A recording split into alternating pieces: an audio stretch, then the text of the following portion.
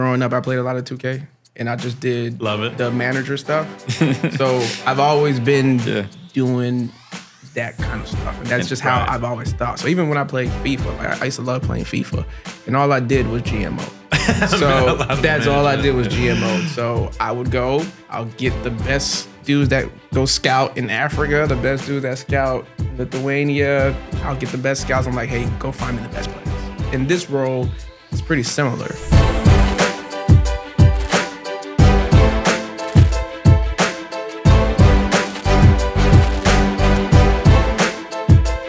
Welcome back to the Southeast Elite Podcast. This is Season 1, Episode 3, Past, Present, and Future. I am your host, Jonathan Castaneda. And I am Rob Campman. And today's special guest is our very own GM, Director, Coach Marlon Daniel. A man of all hats with no hat. No hat. Oh, two per table max. You can't have 2 out of the 3. So, thank you for being here. Thanks for having me. Before we jump in, we want to take a moment to thank our presenting sponsor, the Allstate Tom Patterson Insurance. With offices in Tallahassee and Jacksonville, Tom and his team covers all of Florida and Georgia. Exciting news, Allstate has just launched a new, more affordable auto policy designed to fit your budget without compromising coverage. Check out the link in the comments section for quick quotes and learn how Tom Patterson Insurance and Allstate can get you a better policy today. To give you guys a little bit of background on Southeast Elite, and that's what we wanted to do with this episode. I think right out the gate, we wanted to present information and bring people on. And, as you guys have given us feedback, taking that into consideration, a lot that I heard was, we'd love to understand how this even came about. We'd love to hear the background on it and how it came to be. And it would help us understand, what you guys are trying to do and the mission you're trying to accomplish. And so that story can't be told without Coach Marlon Daniels. Daniel, no S. Daniel. No S. Marlon, I've only known him 15 years. Two first names.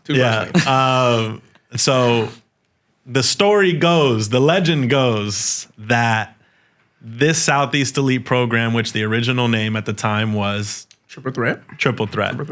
And the Big Three, which we spoke of in Episode 1, the big boss, Coach Anthony Ricks, Marcus Merricks, and Chauncey Owens, they were basically looking for a team for Marlon to play on. Trying to get enough guys together and form a team to enter a tournament so that he would have somewhere to play. It's crazy because I was never that good. So I do think Anthony, Marcus, and Chauncey. We're going to get into that. I was never that good. Because Marlon's a Division I basketball player at Savannah State. So, but what I wanted to start with is, what connected you with those 3 guys in the first place, and how did that whole team situation come about?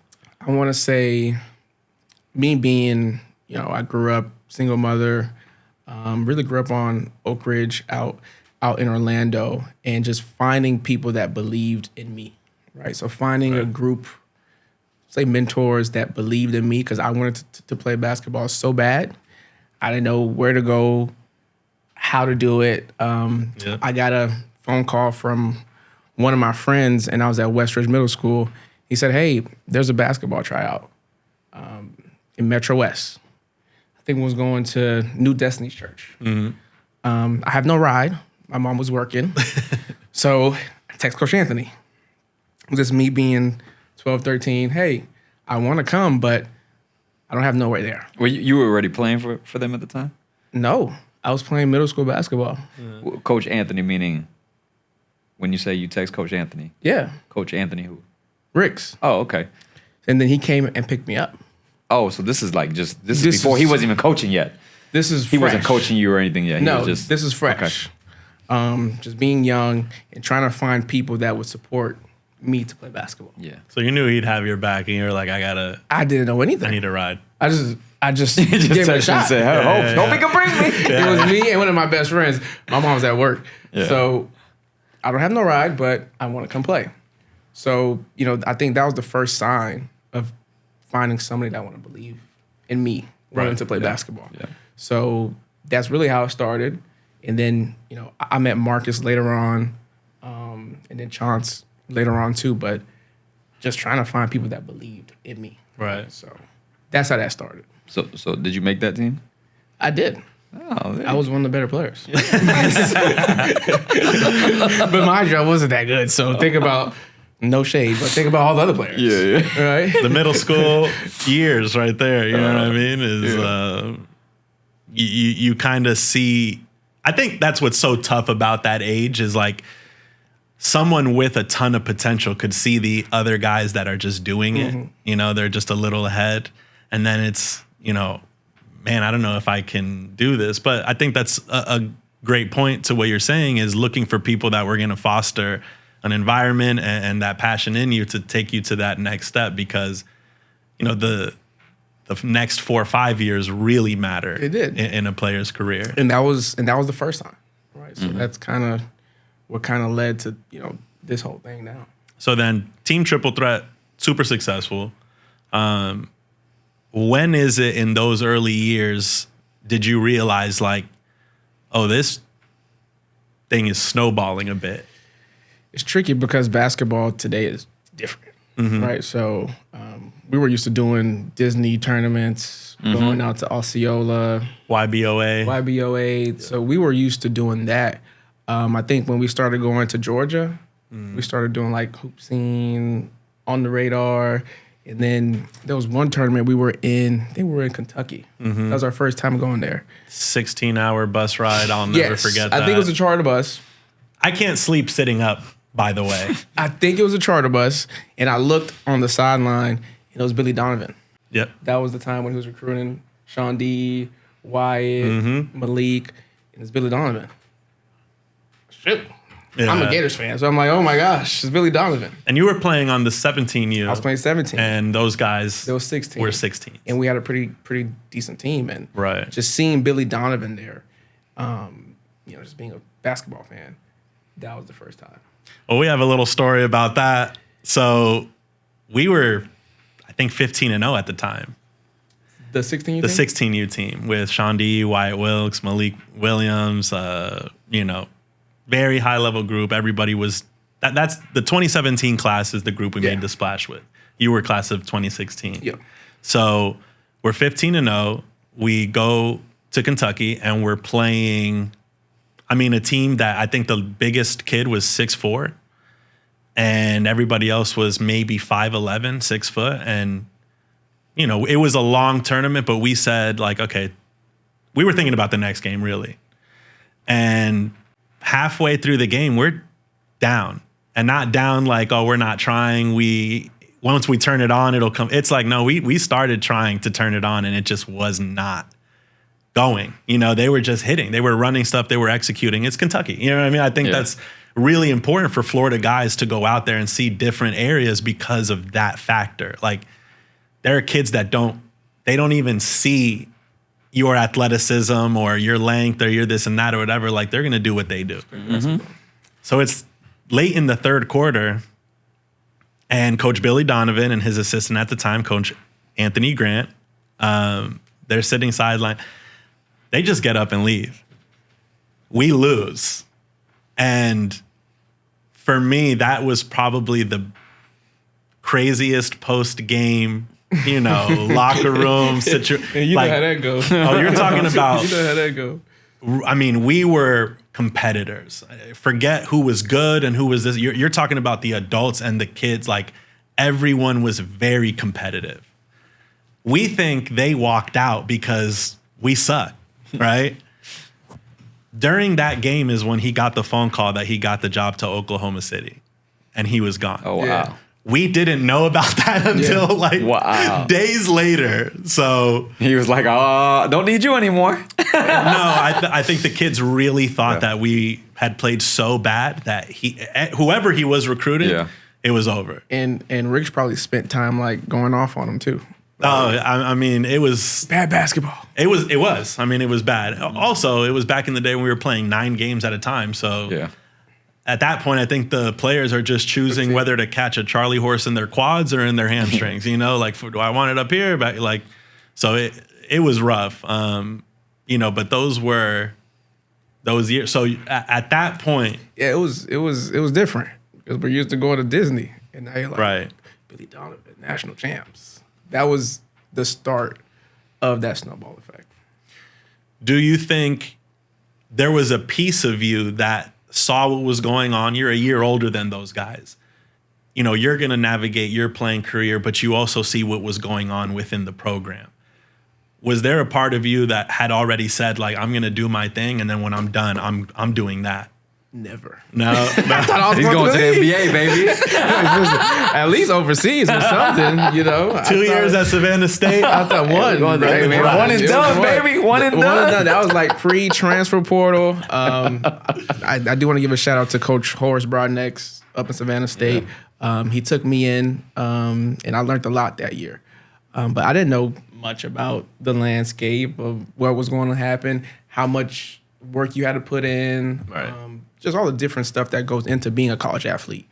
But it was a great experience, but no way that I thought I was going to coach or even be here, like putting pieces together and figuring things out.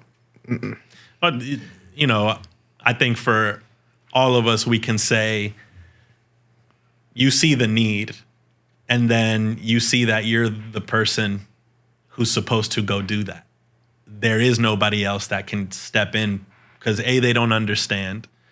B, I always tell people this, and like, we're hungry to take the top spot in this game, in this state, region, country, whatever, not because we want the power, but because we know what someone else would do with it if they had it. And they wouldn't do what we're doing, you know? And so I think there's a responsibility there. Like, if I don't step into this, there isn't another person to do it. Was that some of the feeling about it? No, not really, because I really never thought about it. I think it's just something that I grew into knowing how to do because I love the game of basketball. Right. And I always look at it from different lenses. Rob loves to coach, and I tell Rob, y'all can have that. Yeah. Right? But I'm more so chess. Growing up, I played a lot of 2K, and I just did Love it. the manager stuff. So I've always been doing that kind of stuff, and that's just how I've always thought. So even when I played FIFA, like I used to love playing FIFA, and all I did was GM mode. So that's all I did was GM mode. So I would go, I'll get the best dudes that go scout in Africa, the best dudes that scout in Lithuania. I'll get the best scouts. I'm like, hey, go find me the best players. Right. So in this role, it's pretty similar. I just always practice. So it wasn't really much. I think it's interesting because I think a lot of us get into coaching, not necessarily saying, hey, I want to be a coach. I think, you know, because I'm similar. How I started was I sent a message to Anthony Ricks and was like, hey, my son graduated. I ain't going to be following him around on basketball no more. I don't know what to do this summer. So what year was that? 2021. Okay. Yeah. So I'm like, you know, like, and then he's like, yeah, come out of tryouts tomorrow. And the next thing you know, 3 weeks later, I'm coaching the team. And I'm like, man, I'm full-fledged. And like Marlon said, you know, with me, we all have something in common, which is we love the game of basketball. Yeah. All right. That's really, I think, where at the end of the day it starts. So just the love of basketball, the love of competition, that's kind of what hooked me in and has kept me here all this time. Yeah. You know, it wasn't necessarily like a plan, but it's kind of interesting here. You know, the GM. This is the GM wizard, by the way. Yeah. Never like, would I have imagined, but I've just always practiced it, and I love to do it. And then there's an aspect of giving back, right? Yeah. And then helping the next generation. So for me, I'm a little younger, so I'm like the big brother, and I take on that role, and I kind of really embrace that role. So it's more so giving back with the tools and gifts that I do have. And then I played college a bit, right? I didn't play much, so I know what it looks like. We talk about basketball every day, so why not give it back? Right. But 10 years ago, no. I think, you know, in education, we always say the assistant principal that doesn't want to ever become a principal is the one that would be best for the job. Yeah, right. It's the assistant principals that you can see it, right? They're auditioning daily to become that principal. Yeah. You may not want to give that person the job. You know, they seem as though they're checking off all the boxes, but when they get that chair, when they get that ounce of power, they're going to turn, Yeah. you know, and you see that a lot. So I think that's just, you know, in the education field, but in any field, right, it is someone that feels compelled to give something to it. They have an experience for it and kind of just organically got into it. Yeah.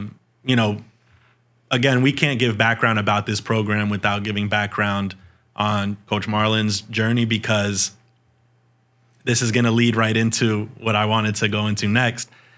You know, Marlon's becoming more and more of a decision maker within the program. We give him all the titles and no title because you really can't define it. And I think that's just something within our program we take pride in. And, you know,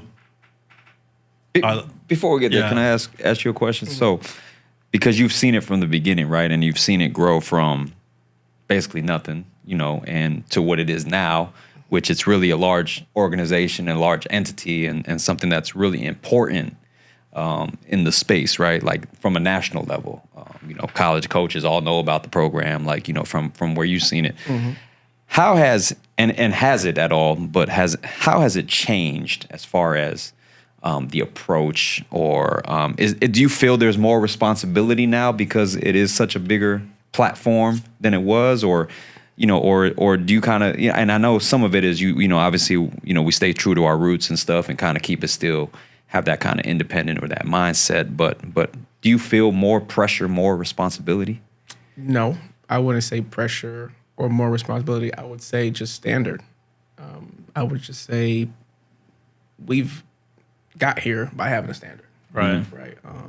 And that standard is doing it, I wouldn't say effortlessly, but I would say holding ourselves accountable, right? Right. Because dealing with people, dealing with young athletes, dealing with parents, dealing with college coaches, dealing with tournament directors, there's a level of responsibility that we have to have. And that's a part of that standard. So as long as we uphold that standard, which is what we've been doing Right. for a long time, building great relationships with parents, players, tournament directors, that's what keeps us going. And that's the standard. So I don't think that'll ever change in the game of youth basketball, right? Yeah. That's going to stay the same. So. And, you know, I think within a culture, roles for people change, you know, Yep. and I think one thing that is going to make the transition really easy for you is we know you know everything inside out, top to bottom. And it's not a situation where, you know, I've known you since you were in high school. Yeah. Sophomore, it was your sophomore year, maybe? Probably freshman. Somewhere around there. Summer, yeah. So throughout this decade, a lot of it, you know, has been Marlon reaching out, you know, hey, what about this or whatever. That has changed into now I call him for approval for things. You know, it's not just a title or an age or this and that. It really is respecting the evolution of things and respecting that person's role before they're ever really even given a title. You know, what you need now is support. I'm there to do that. Coach Ricks, Chauncey, Marcus is there to do that. Coach Rob is there to do that as well. And, you know, we're going to support you, but it's not a thing we're going forward. It's like, hey, you know, this is what we need him to do. It is going to be you telling us, hey, this is what I need. Now, I do want to say this. Right? Yeah.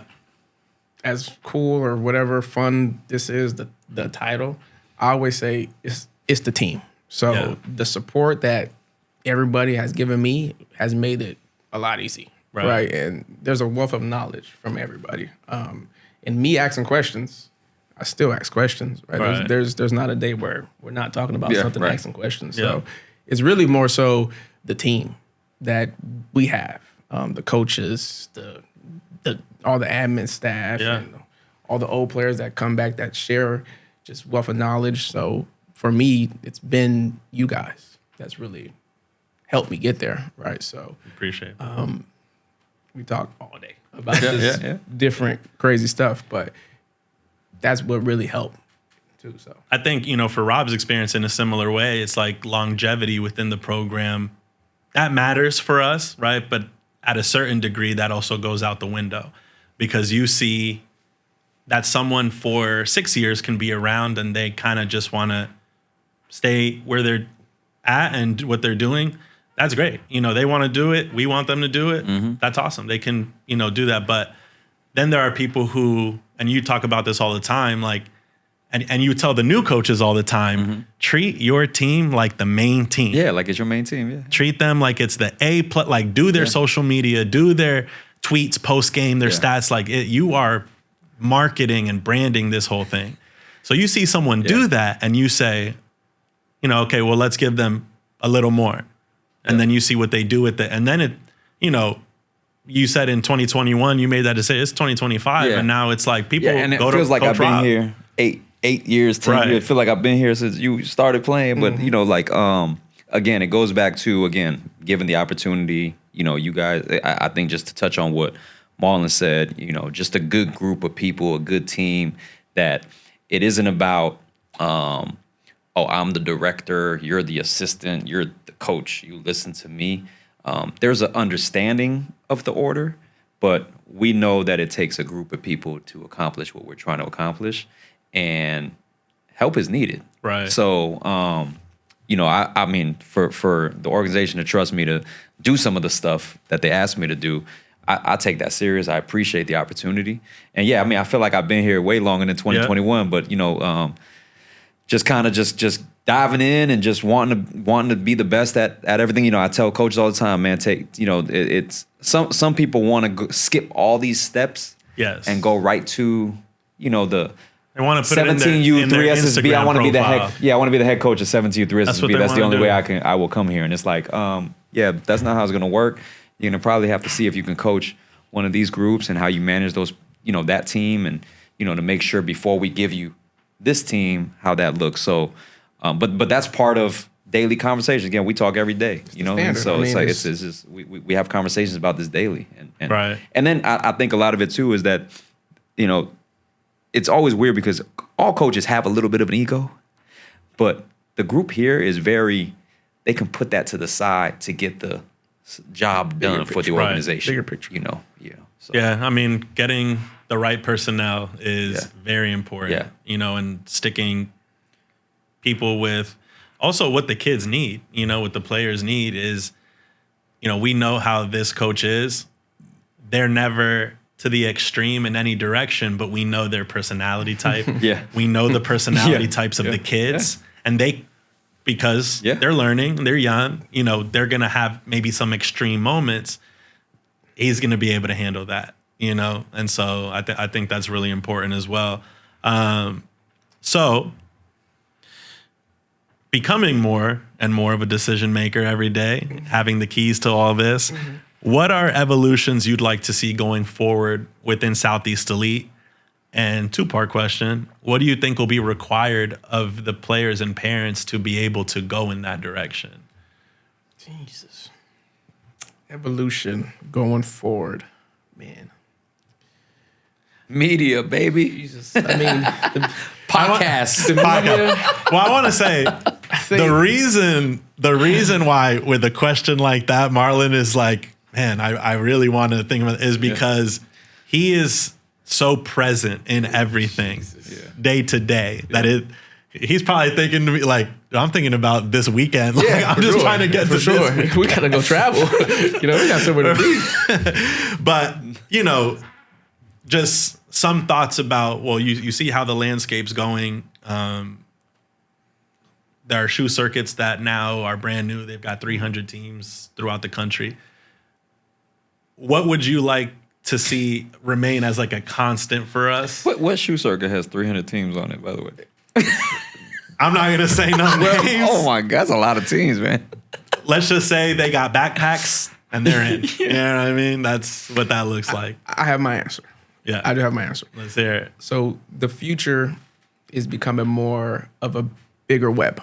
Okay. So having a network down in Bradenton, having a network in Miami, having a network in Tallahassee, because the state of basketball in Florida right now, It's pretty good. Yeah. It's pretty good, Right. right? So I think there's a bridge that we have to cross where everybody's helping, you know, each program, whatever the case may be, if you have a like a satellite site, we all could come together to help the state of Florida basketball. Right. And I think the future for our program is helping the high school coaches, helping the middle school coaches, helping all the other youth coaches help basketball in the state of Florida become a better basketball state. Yeah. So that's going to take a lot of trust from different people. For sure. That's going to take a pocket of network. So that's why we call it the spider web.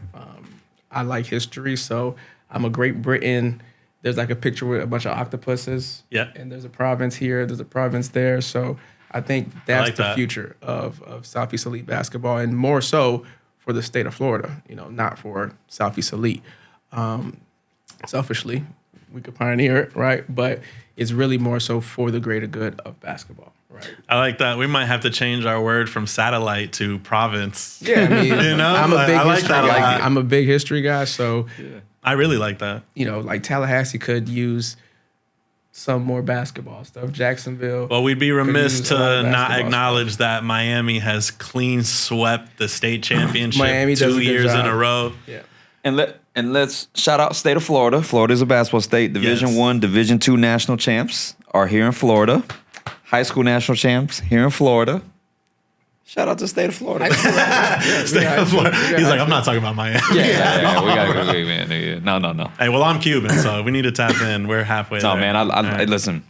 We go to the state Final Four every year, and we watch, and them teams are good, man. Those are good. That's some good basketball being played, and those teams that won deserve to win. So Yeah. shout out to all of them, man. But I think I love what you said about just basketball in general.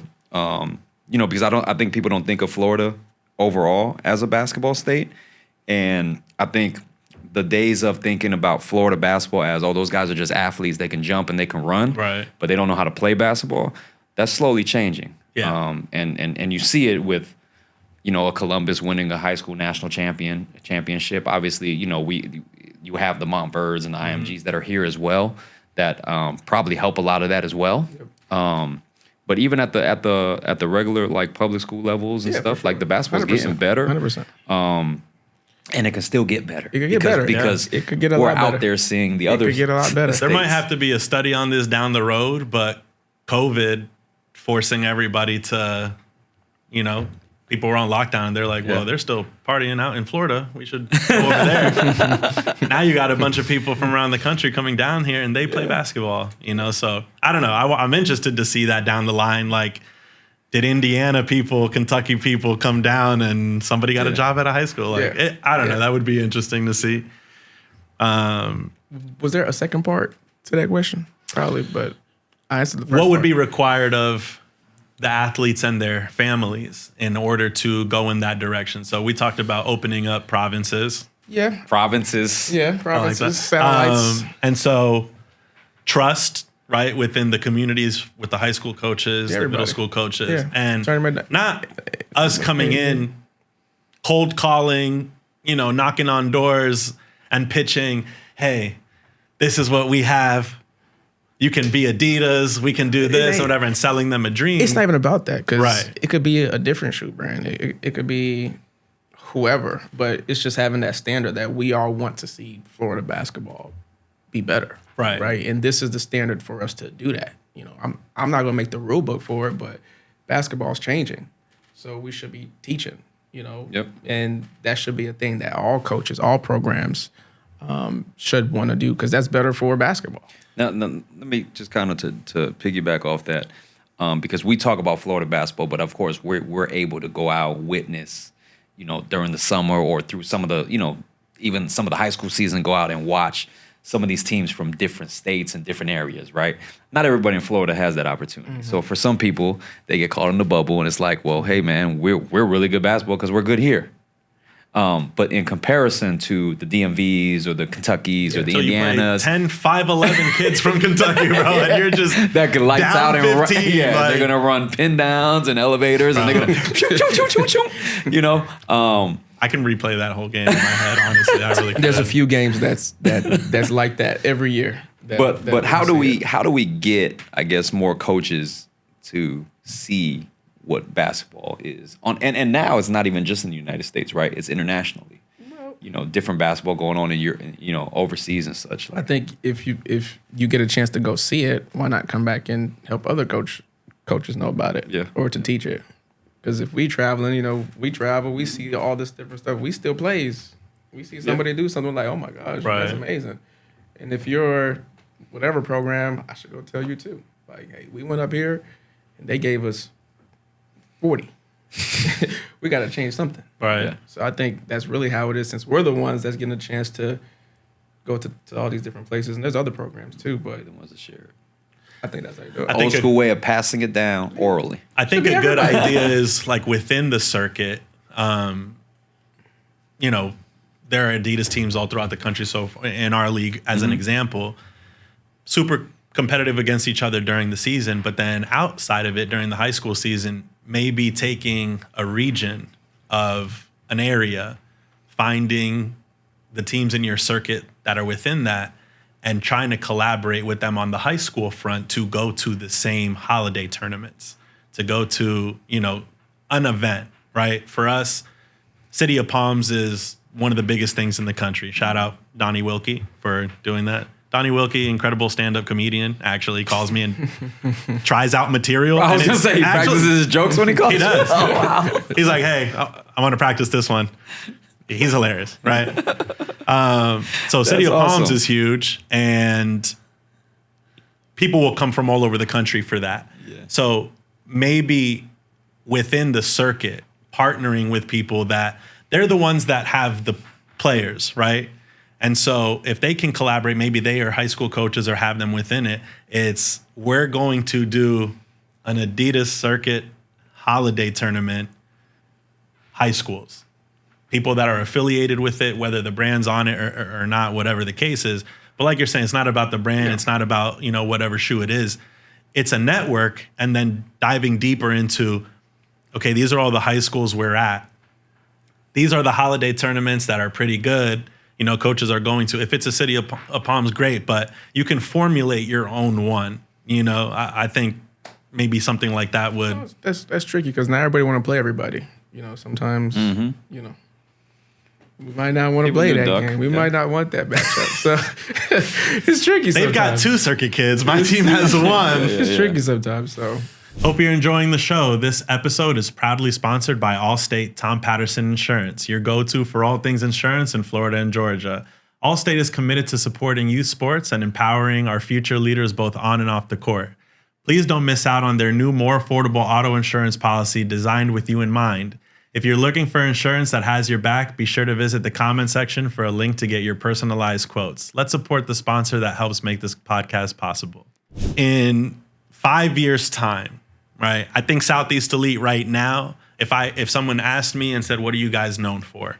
I think one thing that we'd be known for is getting a player of a certain level and them leaving at a much higher level than when they came in, right? Taking good, great, okay to good, great to phenomenal, Unknown to known. Unknown to known. That's another big, basically. Yeah. The development portion of it. If there was another one, it would be that we are made up of people that do both high school and AAU. So there's a level of teaching that's involved. I think in our training camps that we've been doing, I've gotten a lot of feedback, from people. And I could go on about the people within the program, but there are NBA players whose sons play for our program. There are Division I, NAIA, Division II college coaches whose sons play for our programs. There are a lot of great programs, but I think for someone in those positions, they're looking for the program that's going to do the most teaching. And so we've seen that over the years, and we've tailored our training camps and practices to, and we can, because we have the high school coaches. If you guys have seen episode 1, Coach Albert Settles is a phenomenal example of that. And so those are the reputations right now, which would love to continue. What's a reputation that 5 years down the line you'd like someone to say, hey, Southeast Elite to me is known for this? I would say we just drop them off, and we know that they're good. I think that's one of the special things about us. If you drop your kid, your daughter, your son, whoever it is, you know that they're in good hands. Right. You could go grab a coffee. You could go back to the hotel, whatever the case may be. Drop them off, and when it's 2:30, come back and get them. We might go over, so come at 3. So come at 3. We will go over. So I think that's the biggest thing because it's still youth, right? It's still youth. You're still dealing with 10, 12, 11, 13, 14-year-old kids. So That's a great point because, in the beginning, you do the tryouts or you do the practices and it's everyone's parents are there. Yeah. And then I think for parents too, it's like sometimes they want to get away. Like they don't want to hover, right? Like they don't want to be there watching every single second. They want to know that when I drop them off, they're going to learn something. Yeah. And then when they come back in the car, they're like, Mom, Dad, whatever, Coach Rob taught me something new.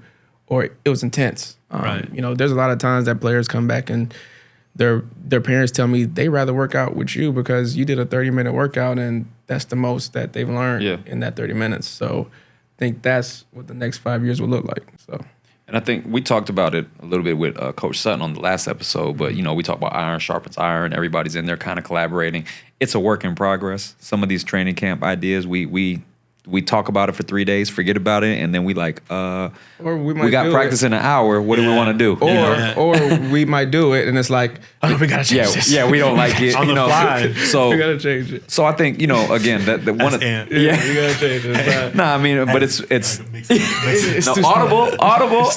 They're not playing hard. Yeah.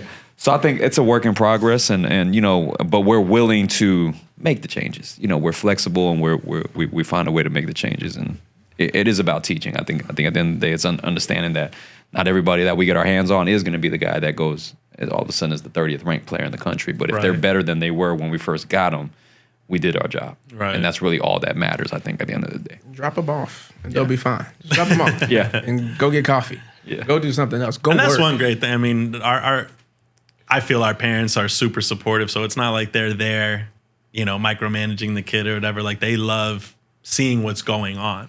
Yep. But to your point, having the trust and knowing that they're in a safe environment. Yeah. That if it's like, okay, I've been around basketball too much, let me go to lunch while they practice. It's they're getting taught. That's part of the biggest thing. It's just having that trust too. So driving that point home, and I think that's something to work towards because we could say that's how it is right now, and I'd like to think that, but for you going forward with this, to reiterate that to coaches, in training camps or prior to, and saying like, hey, we'll know we're doing it the right way when maybe it's the second training camp and you don't see as many parents there, not because they don't want to be there, but because it's like, hey, maybe instead of both, one of us go with him and I'll go do this with the other kids on the weekend and those things. So that's great. I like that. I like that goal.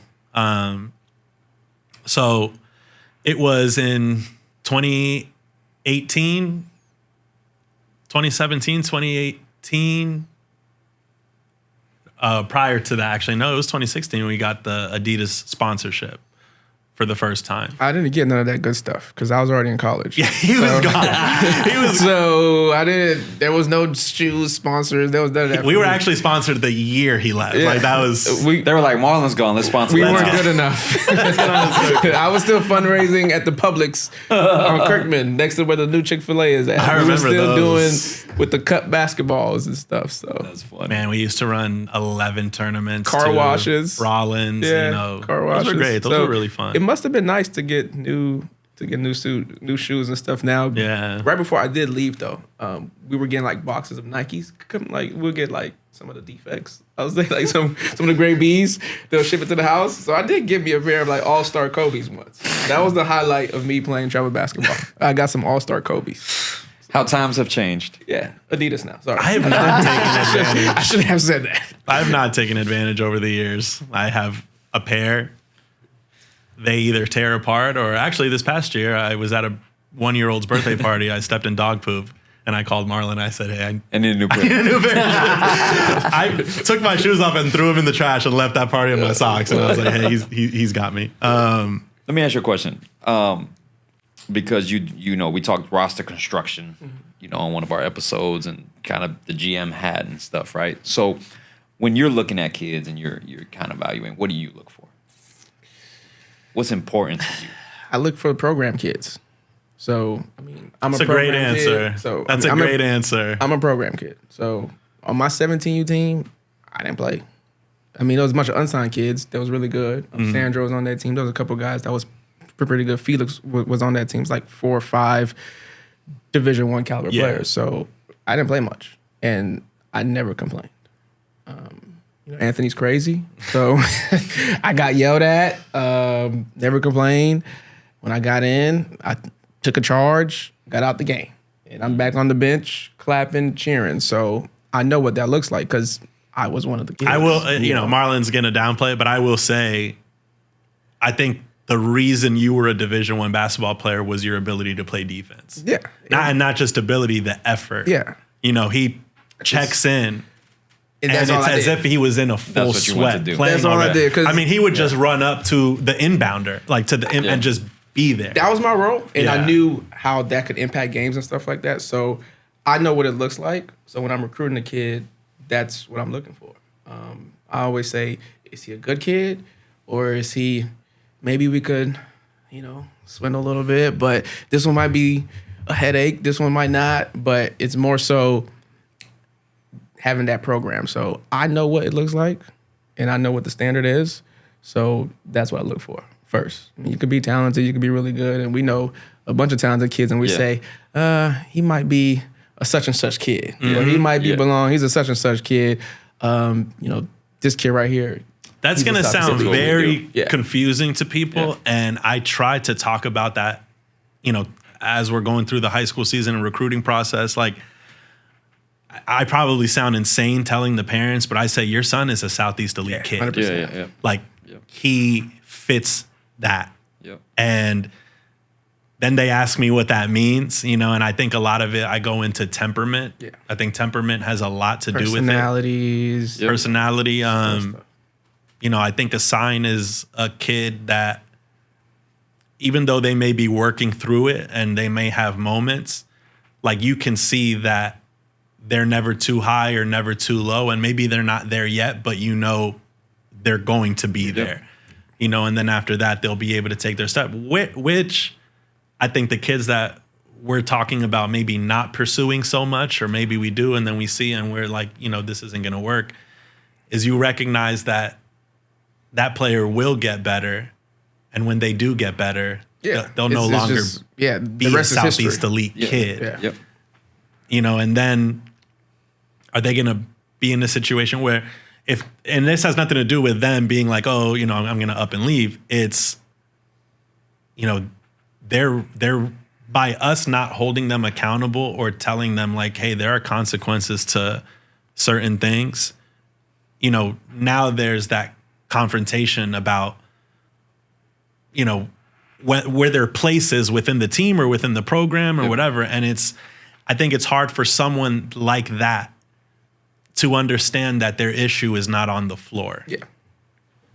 And I mean, I think, you know, I asked that question because I think the same way, right? It's like it's fit, right? A lot of it, and I think one of the things that, you know, parents that are listening and players that are listening, you know, sometimes, you know, they're trying to they just want to go anywhere, and if you do get the opportunity to play college, if you look at some of the teams that, you know, played in the NCAA tournament this year, you know, Houston recruits a certain type of kid, like somebody that fits the way they want to play. You got to play hard every possession. Florida's going to recruit a certain specific type of player that fits how they want to play, and fit matters. And that's why I asked, because, you know, personalities are different on teams, and you know, you depending on where the school is, do you fit that community? Can you survive in that community? That's going to matter. But I think we do a great job of just putting guys that or finding kids that we feel like fit our culture and fit that program fit what we expect. kid. Yeah. Program at this kid. level, and it's required sometimes, you know, when you're coaching high school or when you're coaching college. I mean, maybe Well, high school's a little bit different just because, you know, depending. I mean, but even college may not do this anymore. But it's like, you don't want to have to break someone. before you can build them back up if you don't have to do that. Yeah, yeah. You know, if you see a player and it's, okay, little rough around the edges, this and that, but like, I'm going to break them. And then after that, I'm going to build them up. And it's tough up front. They resent you a little bit up front, but then later on they mature and it's like, hey, I really needed that. We only get 4 to 5 months, right? Like we only get 4 to 5 months, and it's every weekend. Yeah. So that's kind of hard to do. You're talking 3 it's hard days, to do. 12 days a month. Yeah, like, road trips. Yeah. The plane rides. For some, it's, people can see it as, oh, this is this person's talent level. This is their talent level. This is their platform. They have to and have a responsibility for getting this person to where they need to go because of just their ability. Mm-hmm. And it is not that way. I can't even say personality, but like character, behavior, intent, those things really matter for us. High character kids, yeah. And 100%. Yeah, high character kids. And it matters for colleges too. We call it Microsoft kids. That is the joke for it. We look for Microsoft kids. So if you want to work at Microsoft, come to Southeast Elite. Well, I'll say so. It was, 2016, we got the sponsorship. A part of the class of 2017 was a player of the name Derek Webster, right? Yes. So he's a junior. No, Derek. He went to the Citadel. He went to Citadel, yep. So he's a junior. And, we're just talking about what these guys want to do after and after the playing career or whatever. Yeah. And he's like, I'm going to go to school for 4 years to be an anesthesiologist, and then that's what I'm going to go do. He was a junior in high school. Yeah. He went knew that already. to the Citadel for 4 years for anesthesiology. And he's an anesthesiologist. And he's an anesthesiologist. Great family. So Derek's from Tampa. That's right. Derek's from Tampa. That's right. He's a Tampa kid. And great family, great kid. Derek Webster, when I could say a lot of our guys, right? Especially that class of 2017, they definitely set the foundation. That's why this episode is called Past, Present, and Future. Derek, to me, is a kid that if I see a Derek in someone, it's a sign that they're a Southeast Elite kid. And some of our other guys we've had in the past. There's so many other. Yeah, you see something in a kid that reminds you of one of these guys, and it's like one, you see the stuff they can do on the floor, so you make the comparisons, but what I look for really mainly is that temperament. Yeah. And if they remind me of one of our guys that has it, it's a safe bet. Yep. You never know where they're going to go. They're 14, 15, 16, 17, but you shoot for that. So lastly, and then I wanted to open up to you, but lastly, what are some positives and negatives of serving in your role and in the role you're going to have in the future? Positives, it's always good to connect and, build that relationship with not only the players, but the parents. I think, man, I talk on the phone with players and parents every day, right? And we have different conversations, not just basketball, but just stuff in general. Like, did you watch the game last night? Yeah. What was your thoughts about this and past weekends? What do you think we should do to get better? And that relationship means the world, right? Because we're here to help people. We're here to serve, really. So that's the best part about it. Now, the not so good part about it for me is I can't help everybody. Yeah. Right. So I cannot help everybody. Right. And as much as I want to, because I want to help, that is my toxic trait, I cannot help everybody. Right. So that, there kind of has to be a bridge of how much you let people in, how much you, kind of take yourself away. And as I keep going up, whatever the case may be, there's going to be times where I have to stay in the background and not be so much in the mix because I'm bubbly, friendly. When I'm at the gym, Rob, I say, I'm going out the back door. And I'm not famous, right? I'm not this crazy person. I just don't want to be in front of everybody. Right. So I tell Rob, I'm going in through the side. I'm going out the side. I might be talk there. To everybody. Yeah. Yes. So if he doesn't want to have to talk to everybody, he goes out the back door. Yeah. I think that that's the worst part. A good thing, for you to acknowledge and be aware of, because as we're friendly and want to help and do things like that. Yeah. it comes to a degree where it's like you might be compromising your role. Yeah. And staying true to the role and the organization and the family really is what it is more important to than that one situation that you might feel really bad about. Yeah. And in any other situation, it's like, I would make that happen, but you just can't, and so That's the worst part. And Rob called me Mr. Halftime. Well, it's by design. I mean, you can't by help. design. You can't help. You want to make sure that when you're helping someone, you're giving your 100% effort. Yeah. So when you start spreading yourself too thin and you start helping all these people but only doing 50% effort, you're not doing them a justice. Right. So and in our minds, it's like we got to work harder. We got to do more. Yeah, it's yeah. like, well, and you're you one. just don't have the you're one ability. person. Yeah. Yeah, you don't have the ability to do it. Yeah. So, lastly, is there a topic that you'd like to address within the game, within the landscape, or anything that when you're talking basketball with friends, it's like, man, this is really For me, because I'm an NBA guy, so I don't do the college basketball he's a stuff. Professional comparison guy when Yeah. it comes to NBA comparisons I don't- to kids, by the way. Professional. I watch college basketball now. I'm getting more into it because I have to, but I'm like an NBA dude. So I've been studying and watching basketball for forever. I'm like a nerd about it. So parents, players that's wanting to get into basketball, because there's a lot of knowledge out there, but you have to tap into it. So you can't just go play, right? You can't just send your son or your daughter to just go play. You have to do the research. You have to learn about the landscape. You have to understand why coaches are doing this, why college coaches recruit like this. Who are these people? Like, you have to do your research. So when I talk to players that's saying, hey, coach, I want to go to this school, I'm like, okay, so go look at the players at your position.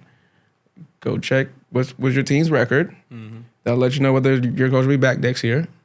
And if he's not going to be back next year, which he might not be, you might not want to go there because you might go there for 1 year, then you're going to have to go transfer again. Yeah.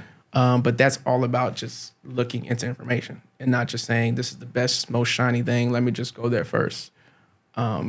It's out there, but So doing your homework sure. from the top down For sure. instead of what do I need to do next to sure. get to this? It doesn't matter where you go. If you want to go play for Southeast Elite, you should go find out who Coach Rob is. Right. There should be no reason why you don't. And I think that's anything in life, right? You have Yeah. to have your long-term goal and then short-term goals that help you achieve your long-term goal. So that's very similar to the basketball space. For sure. I know we have great relationships with coaches and, just over the years, sending guys different places and staying in touch like that. But, I always talk about, or I'll ask, like, hey, have you heard from this coach at this school? If Anthony says no, you guys say no, I'm saying no, then it's like, what are they doing? Because we're in this state, and whether you're in surrounding states or whatever, it's like, it's not, you don't have to kiss the ring, you know what I mean? That nobody's asking to bow down to anybody, but it's like, by not doing that, that means you're not tapping into the ground level. Yeah. You're not tapping into the grassroots. If that's what you're doing, you might be recruiting internationally. You might be setting up your roster with guys from wherever, which is, if that's how you want to do it, fine. But you're making a statement by doing that. By not tapping in, and we don't need the water cooler talk. I'll tell you this much. I think coaches have learned that about me. Like, you don't have to ask me what's going on in my person or catch up. We don't have to catch up. Yeah. I know it. When I see your name on my phone, I know what it's about. So let's get Need to a player. it. You know what I mean? Like, need some players. If we have that relationship, sure, let's catch up. Let's do, things like that. Coach Sutton last episode mentioned like Dusty May, FAU now at Michigan. Coach May is somebody that you'd see out on the road and he'd talk to you whenever. He'd see you, he'd catch up with, if it was your birthday, he'll text you, things like that. And so, yeah, if we're going to talk, there might be some more, catching up or whatever, but it really is, it comes down to business, and we're here to do business. If you're not trying to do business, your roster may suffer from that. and not just that you don't have to come to us, but in your areas and those programs and those coaches and people, you really have to tap in. That'd be my strategy, right? I've said this, and maybe people agree with it, maybe they don't, but I would want to tap into I'm not going to name names because whatever space it is. Yeah, but those directors, those heads, and just tapping in really. So, you have any closing remarks? Nah, man. Marlon Daniel, ladies and gentlemen, man. This took a lot. He doesn't do this. He doesn't get in camera lights. He doesn't do this, man. Like I come in through the back door, I get out through the back door. I might show up at halftime. He is. There's Jerry West. There's Bob Myers in the NBA. And then there's Marlon Daniel at Grassroots, man. Jesus Christ. You know what I'm saying? Jesus but Christ. You're gonna be Pat Riley in a little bit. Jesus Christ. So man, Marlon does a hell of a job with the program, and like we kind of talked about earlier. There's so much that goes on behind the scenes that people don't see. They see the stuff that we post, or they see the basketball, or they see the guys getting the attention, and a lot of that is started by guys like Marlon Daniel on the backside. So. Thank you. Appreciate everything you do, man. Thank you, guys. And Yeah. it's all for the community. So, yep. definitely the right person for this and the right person to handle the direction we're going in, because these guys, and as we've been talking throughout these episodes, their value, quote unquote, is going to change a lot about how people interact with teenagers today. I think we're blessed to say that we can remain the mentors, coaches, big brothers, as you said. Wait till they start. Well, you'll know you're getting old when they start calling you Unc. Yeah, you know what I mean. So I'm not there yet. He's that big bro. Is that when you know you're getting old? It is. I'm not there. They call Rollo already. They be like, bro, I need some new shoes. I be like, Big bro. Like, I ain't get Unc yet. I ain't get Unc yet. I definitely gotta go get some stuff. I'm probably really close to getting Unc though, by the way. But yeah, it's all right. Don't call me Unc, man. So from Triple Threat, we went over it a bit in the first episode. CP25, Southeast Elite, Austin River Southeast Elite, and getting to see it from start to finish, and so to give some understanding about the program, I hope we were able to kind of clarify where this all started. Yeah, and players, man, anytime you see Coach Marlon, understand that he's the reason there is a Southeast Elite and you have this platform. If it wasn't for him, there might not be a platform. God's timing. It's God's timing. I'm telling you, it's God's timing. So thank him. Just a text message. Thank him. It ain't me. It's God's timing. It's just a text message. That's a good point too. Simple text message. My wife and I were talking about. We watched the movie Sweetwater, and it's a movie about the Harlem Globetrotters, the first African American players to play in the NBA, right? And in the movie, Sweetwater talks about, this is my second movie reference, by the way, but in Sweetwater, they talk about right place, right time. Like they're interviewing him and they're saying like, hey man, how's it feel to be the first? How is this? And he's saying, I recognize the moment in history that it is. And I'm here right now. And I was talking to my wife about that, saying like, man, how blessed are we that in a world where everyone's fighting and scrapping to attain a certain level of sponsorship, getting certain players that they can move for certain percentages of whatever it is, we don't think about any of those things. We navigate them, and we work through them and we work around them, but it doesn't control what we do. Yep. And it's really just a real testament to Anthony and who he is, and his wife for really supporting him. Yeah. Right? Like you can send a text message and you go pick somebody up, and then really pour into Sean D, Kevin, Wyatt. He spent a lot of time doing all of that stuff. So for me, it was a text message, but for him, it was timing. Right, it was God's timing, and then he have his wife to support him 24/7. Yep. So. Shout out to Sal Ricks and the wives. You guys make this possible. I don't even know how to explain it to you guys. Yeah. It seems surreal. Right. But it ain't me. It was just a text message. Then it was his wife. And then it was Anthony for believing and trusting in what he want to do. And now we're here. So hitting the road and getting it Marcus, done. Chauncey, so And now, it's the team. logistics for And the now, weekend. that's it. So very excited for the future of Southeast Elite. Yeah, man. Excited for the direction that Coach Marlon's going to continue to take it in. And, we're always here for support, and we're always here to do what you ask of us, because that's what it turns into now, Hey, man, know? I just ask questions still. I'm still the driver. I'm still the driver. So that was episode 3 of season 1 of the Southeast Elite podcast. This was past, present, and future. We hope we gave you some background on our program and some insight as to how we came about. Thank you for the warm reception as always and the feedback. Feel free to comment. We'd like Comment, subscribe, share. Where's it at? Is it on this side? I always do. I never know which side it is, man. Thumbs up, That it's on. thumbs up. Repost. Yeah. Like, comment, share. And also repost. in the comments, this is what, and I think Tell this us is what the you point want to of- see, I guess, too, man. That and give us your perspective of things as well. Yeah. We're here talking about stuff, but man.